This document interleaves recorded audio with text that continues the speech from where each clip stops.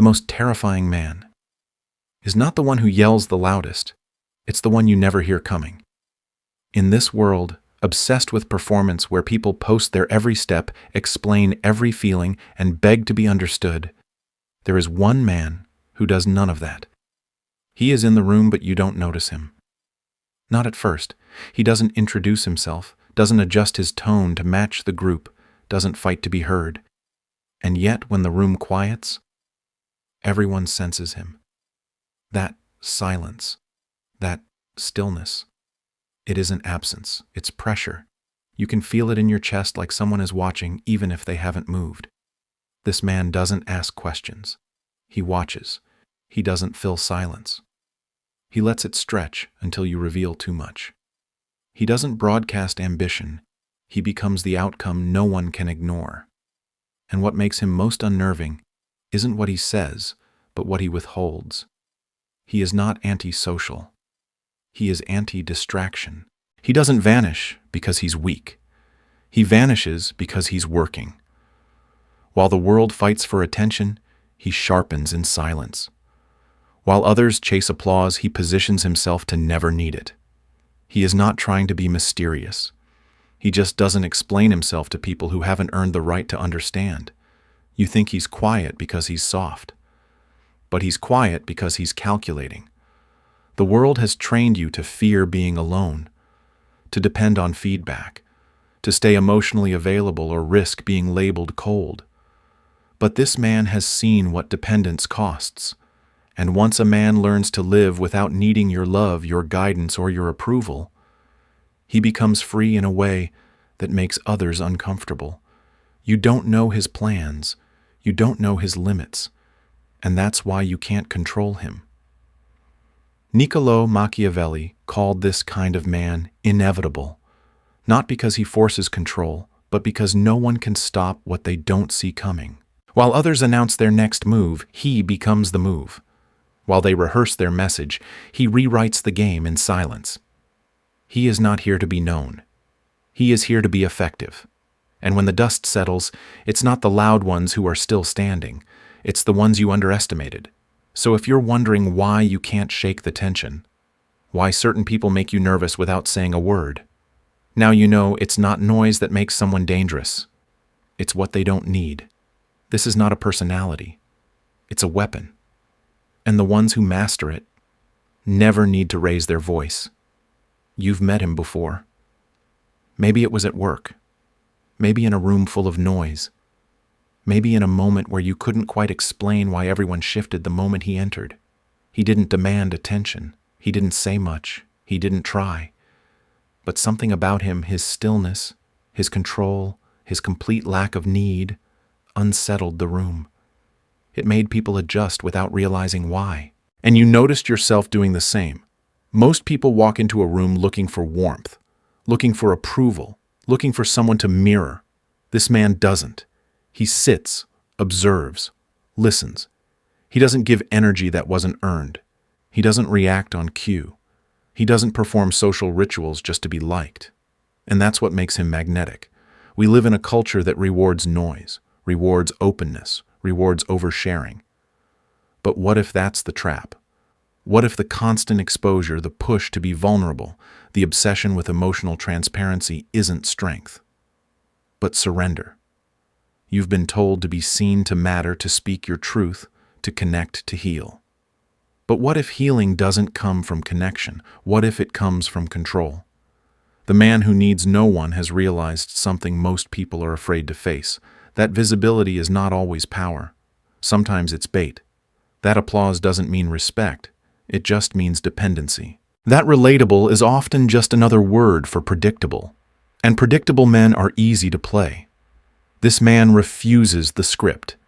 He doesn't share what he's building. He doesn't preview his intentions.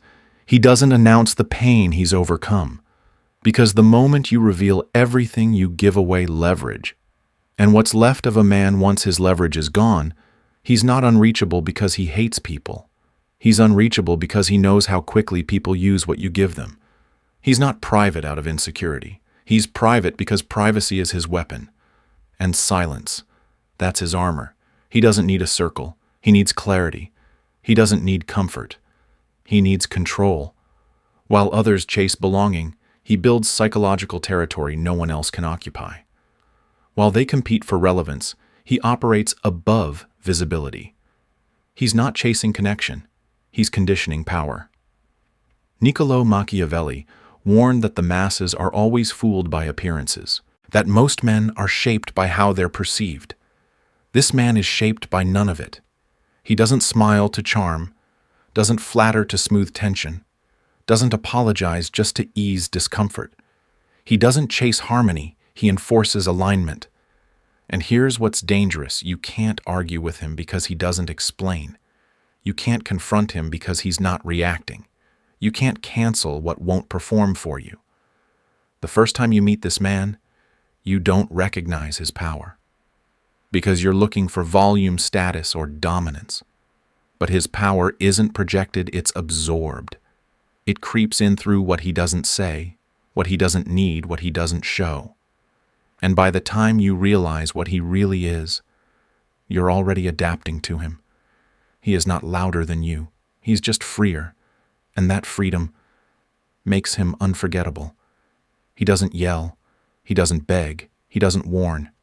He withdraws, quietly, fully, without a trace. And that's when it begins the unraveling. Because the man who needs no one has a weapon no one sees coming. His absence hits harder than their presence ever could. It exposes who truly holds the power in the dynamic. When he walks away, something shifts. Conversations stretch longer. People over-explain. Nervous energy builds in the silence he leaves behind. The more they try to pull him back, the clearer it becomes he's already gone and he doesn't miss you. Most people threaten by raising their voice. He threatens by removing his. His distance isn't weakness. It's a demonstration of power. Emotional detachment isn't the absence of feeling. It's the presence of mastery. You don't know where he went. You don't know what he's thinking. And that uncertainty forces you into the one thing he never does: reaction. You're now operating on impulse. He's still operating on purpose. This is why he's dangerous. Because you can't play someone who doesn't need the outcome. You can't bribe a man whose price is internal. You can't manipulate someone who doesn't require closeness, approval, or connection to function. You can only chase, and the more you chase, the more power he gains. He doesn't ghost you to punish you. He disappears because access was never unconditional. He doesn't explain his silence because silence is already the answer. He does not comfort you when you're uncomfortable with his boundaries. Because your discomfort is not his crisis, it's your mirror. You're not hurt by what he did. You're hurt by what you thought he owed you. This is where people start to unravel. They call him heartless, cold, narcissistic. But he isn't. He just doesn't perform guilt on command. He isn't cruel. He's just done bleeding on demand to prove he still feels. And that stillness, that refusal to break character for comfort, breaks others in ways shouting never could. Niccolo Machiavelli knew this truth long before psychology caught up. The most powerful figure in any conflict is the one who can wait longer, speak less, and need nothing. And this man, he doesn't just wait, he watches. While others argue, explain, rage, cry, he doesn't flinch. And that unresponsiveness, it spreads fear faster than any threat. Because people don't fear confrontation. They fear unreadable silence. They fear the man who won't play. When you reach out and there's no answer. When you provoke and there's no reaction. When you try to get under his skin and all you hit is calculation. You realize something sickening: this man cannot be baited. You can't find closure with someone who doesn't owe you one. You can't win against someone who isn't even trying to compete. And you can't feel superior to a man who's already removed you from his emotional economy. This isn't coldness. This is dominance by restraint. And once you've felt it, you never forget it. He didn't start as a threat. You made him one. You think he was always this composed, this unreadable, this unshakable. But that's the illusion. Because the most dangerous man you'll ever meet was once the most trusting. He believed. He forgave. He explained. He gave second chances. He made himself available. And every time he did, it cost him. They didn't just lie to him. They studied him. They waited until he softened, until he shared, until he opened the gates, and then they drained him. Not in one blow, but in 1,000 tiny betrayals that taught him the one truth the world refuses to say out loud. Dependence is the most expensive addiction. You thought his silence was emotional laziness. It's not. It's discipline born from scars. You assumed his distance meant he couldn't connect. No. It means he learned connection without standards becomes a weapon others use against you. He doesn't vanish because he's cold. He vanishes because he remembers what happened the last time he stayed. The truth. He didn't become this way to hurt people. He became this way to stop being hurt. And now, when he hears, "We just want honesty," he hears manipulation. When someone says, "Be vulnerable," he hears, "Give me something I can later use against you." When someone says, "Trust me," he doesn't argue, he just watches. Because once a man has been broken by the hands he trusted most, he stops reaching. This is where your logic cracks. You want to believe kindness always wins, that good intentions are enough, that vulnerability leads to closeness.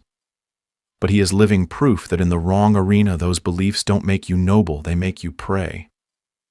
That's why his presence unnerves you now, not because he's cruel, but because he sees through the illusions you still hide behind. You're still trying to be liked. He's trying to be sovereign. You still believe every conversation deserves a response. He believes not all voices deserve an audience. You're still performing. He's already decided there is nothing left to prove. He's no longer emotional about what happened. He's surgical. He doesn't hate the ones who betrayed him. He thanks them for showing him where his armor had holes, and now every inch of his silence is fortified. You want him to explain, he won't. You want closure. He doesn't offer it. You want to reopen a door he once closed. He welded it shut the moment he saw what you did with access. He doesn't fear pain. He fears giving power to those who haven't earned it. And now, no one gets near enough to try. This isn't coldness. This is rebirth through calculation. This isn't trauma. This is transformation. And if it rattles you, it should. Because somewhere in you, you know this isn't just his story. You felt it too. You just didn't become dangerous when it happened. He did. He didn't leave to make a point. He left because you were never the point to begin with. At first it feels quiet. Just another absence. Just another man who walks away.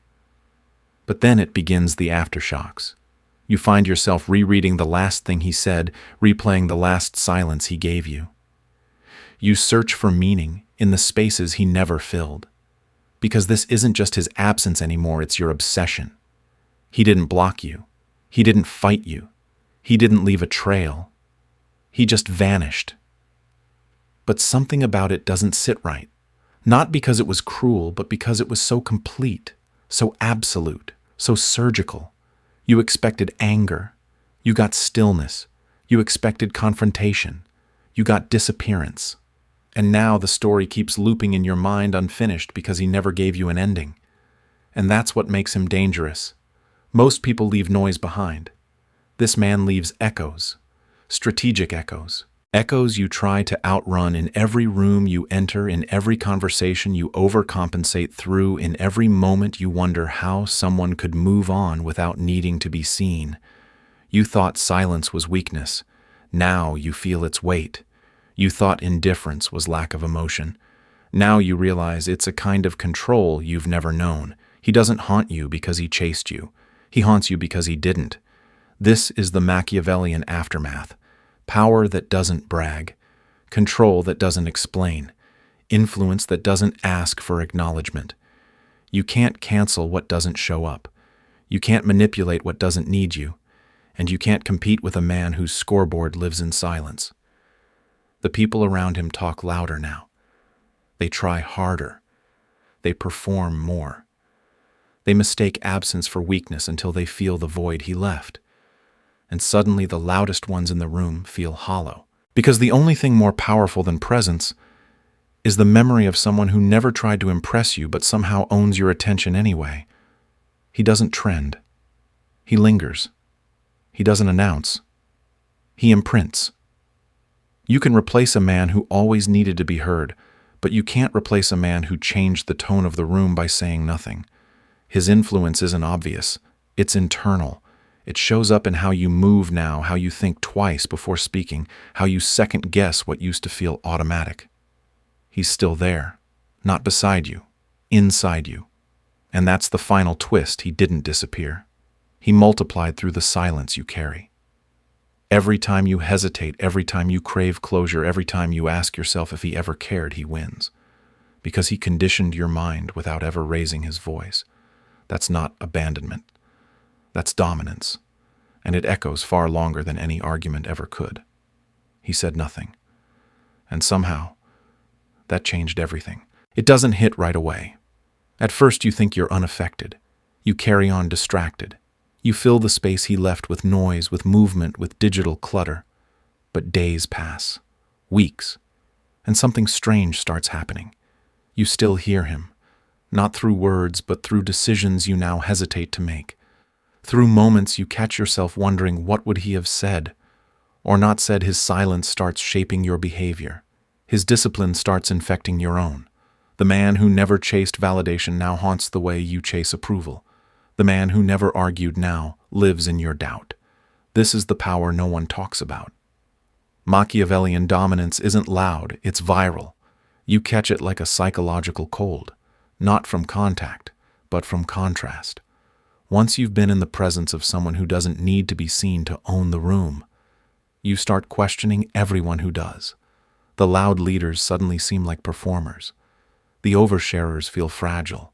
The emotionally impulsive become liabilities, because now you've seen the other side, and it's quieter than you expected, but far heavier.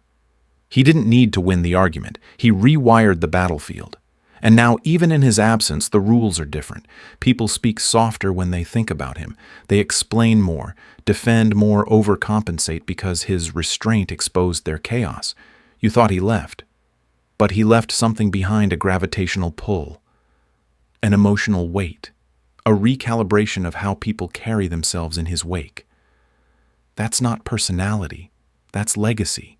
He's not a ghost, he's an imprint. A man whose control over his own emotions became so absolute that it bent the behavior of everyone around him. Without demand, without reminder, without performance. And here's the worst part: you don't get closure. You don't get the final conversation. You don't get the comfort of conflict. You're left with what he left you: a mirror. You speak to it, but it never answers back. You post louder. You talk longer. You try harder to be seen. But all of it feels thin now, because when you met him, you met the standard, and everything else since then has felt like noise pretending to be depth. You're not chasing him. You're chasing the feeling he gave you: pressure without touch, power without threat, control without effort. And now you understand silence is not absence. It's strategy. Distance is not withdrawal. It's leverage. And the man who needs no one, he doesn't vanish. He embeds. He lives in how you second-guess, in how you over-prepare, in how you fear being misunderstood because you once stood in front of someone who made misunderstanding a weapon. He doesn't follow up. He doesn't come back. He doesn't need to. Because by the time you realized what he was, he had already reprogrammed how you move. And that is a threat that doesn't end when the man disappears. The loud ones leave a mark, but the silent ones leave a map, a new way of seeing everything, and nothing looks the same again. He doesn't reappear. He doesn't follow up. There's no reunion, no final word, no cinematic closure. He walks away once, and that's all it takes. Not because he's punishing you, but because he doesn't owe you an ending. Because what he gave you wasn't a goodbye.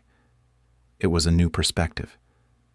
You don't realize it at first, but you see it in how you move differently now. In the words you no longer waste. In the energy you no longer hand out for free. He didn't just leave. He infected your discipline. That's his legacy. He never asked you to become like him, yet you did. Not because you wanted to, but because the contrast between his presence and everyone else's shattered what you used to call normal. The way people explain themselves, overshare, over-apologize, beg for reassurance. It all seems small now, because once you've seen someone operate from pure internal clarity, you can't unsee it. You try to go back to be who you were before, but you can't. Because now every time you open your mouth out of impulse, you hear his silence. Every time you flinch to seek approval, you feel his indifference. Every time you overshare, you remember how little he needed to say to be remembered forever. He did what most men never will. He made silence louder than attention. You didn't lose him. You lost a version of yourself in front of him. The reactive self, the explainable self, the performative self. And the moment that part of you collapsed under his presence, you knew he didn't need to win the argument. He was the argument. Now you understand why he didn't engage, why he didn't retaliate, why he didn't rush to defend. He knew the truth would outlive the conversation. And now it's living in you, reshaping your thoughts in real time. This is ghost leadership, alpha transformation, viral stoicism in motion. He doesn't trend. He transforms.